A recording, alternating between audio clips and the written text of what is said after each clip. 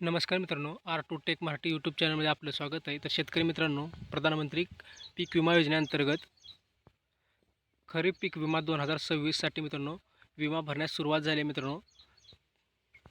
तर पीक विमा कसा भरायचा मित्रांनो, तर शेवटची तारीख किती आहे, तर कोणत्या पिकासाठी आणि किती क्षेत्रासाठी किती रुपये हा विमा हप्ता आपल्याला भरावा लागणार आहे मित्रांनो. तर याबाबत सविस्तर माहिती आपण या व्हिडिओमध्ये पाहणार आहोत. तर व्हिडिओ नक्की शेवटपर्यंत पहा. आपण जर चॅनलवर नवीन असेल तर चॅनलला सबस्क्राईब करायला विसरू नका. चला तर मित्रांनो व्हिडिओला सुरुवात करूया. तर शेतकरी मित्रांनो, खरीप पीक विमा योजना 2026 विमा भरण्यास सुरुवात झाली आहे मित्रांनो. तर शेवटची तारीख आहे 31 जुलै 2026 मित्रांनो. या तारखेपासून शेतकऱ्यांनी पीक विमा भरावा असे कृषी विभागाने आवाहन केले आहे मित्रांनो.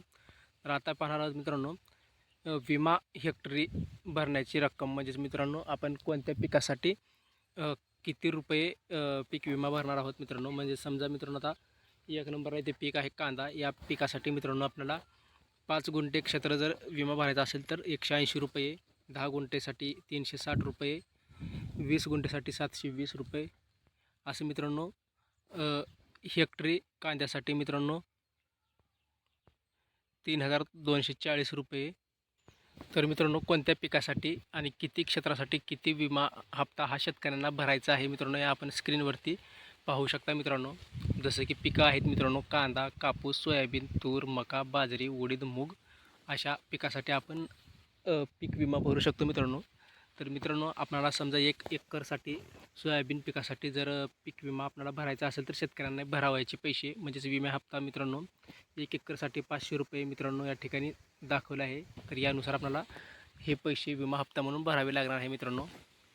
तर आपण कोणत्या पिकासाठी आणि किती क्षेत्रासाठी आपल्याला या ठिकाणी पीक विमा भरायचा आहे तर रक्कम किती आहे हे स्क्रीनवरती आपण पाहू शकता मित्रांनो. तर मित्रांनो पीक विम्याचे फायदे आपण कोणकोणते आहेत या ठिकाणी खाली पाहू शकता मित्रांनो. नैसर्गिक आपत्तीपासून संरक्षण, आर्थिक सुरक्षितता, शेतकऱ्यांना हमी आणि आधार, कमी खर्चात मोठे संरक्षण कवच मित्रांनो. तर आता मित्रांनो पीक विमा हा आपण कसा भरायचा मित्रांनो, तर पीक विमा भरायचा मित्रांनो CSC सेंटर किंवा आपले सरकार सेवा केंद्रामध्ये मित्रांनो आपल्याला पीक विमा भरायचा आहे मित्रांनो. शेवटची तारीख 31 जुलै 2026 आहे.